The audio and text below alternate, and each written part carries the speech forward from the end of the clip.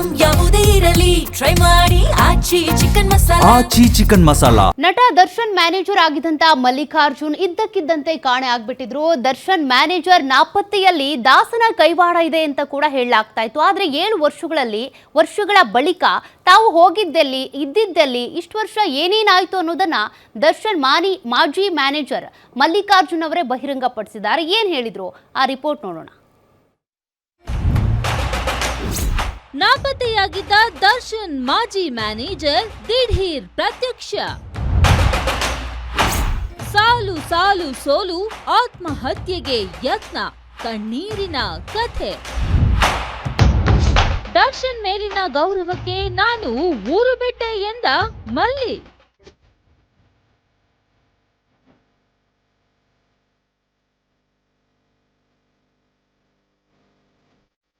Darshan manager ಆಗಿದ್ದ ಮಲ್ಲಿಕಾರ್ಜುನ ಅವರು ಇದ್ದಕ್ಕಿದ್ದಂತೆ ದಿಢೀರ್ ನಾಪತ್ತೆಯಾಗಿದ್ರು.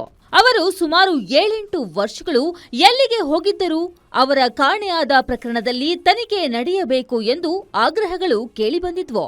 ಇಷ್ಟು ವರ್ಷ ನಾಪತ್ತೆಯಾಗಿದ್ದ ದರ್ಶನ್ ಮಾಜಿ ಮ್ಯಾನೇಜರ್ ಮಲ್ಲಿಕಾರ್ಜುನ ಅವರು ಈಗ ಮರಳಿ ಪತ್ತೆಯಾಗಿದ್ದಾರೆ.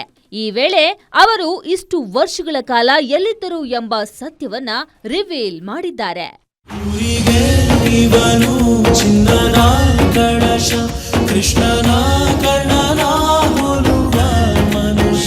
ಸುದ್ದಿಗೋಷ್ಠಿ ನಡೆಸಿದ ಮಲ್ಲಿಕಾರ್ಜುನ್ ಕಳೆದ 7 ವರ್ಷಗಳಿಂದ ತಲೆಮರೆಸಿಕೊಂಡಿದ್ದರ ಬಗ್ಗೆ ಮಾತನಾಡಿದ್ರು.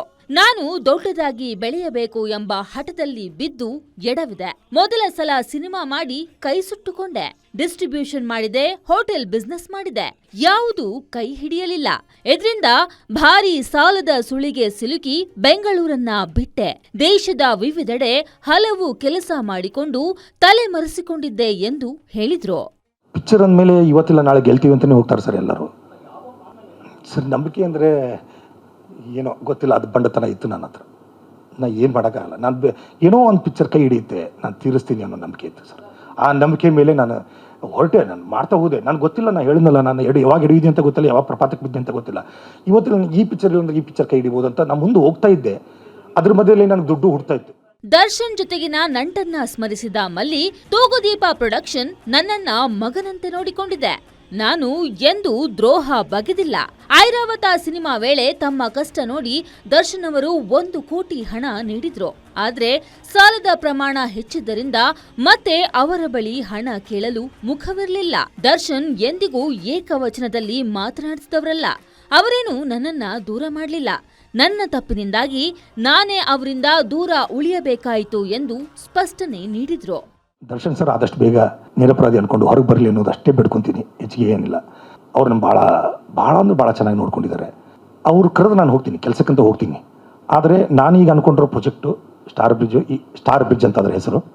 ಅದನ್ನು ನಾನು ಅದ್ರ ಕಡೆ ಫೋಕಸ್ ಮಾಡ್ತಾ ಇದ್ದೀನಿ. ಅವ್ರು ಬಂದ ಮೇಲೆ ಕರೆದ್ರೆ ನಾನು ಅವ್ರಿಗೆ ಫುಲ್ ಟೈಮ್ ಆಗಿ ಮಾಡೋಕ್ಕಾಗಲ್ಲ, ಪಾರ್ಟ್ ಟೈಮ್ ಆಗಿದ್ರು ಮಾಡ್ತೀನಿ. ಅವ್ರು ಕರೆದ್ರೆ ನಾನು ಗ್ಯಾರಂಟಿ ಹೋಗ್ತೀನಿ, ಅವ್ರಿಗಿಲ್ಲ ಅನ್ನೋಕ್ಕಾಗಲ್ಲ ನಾನು.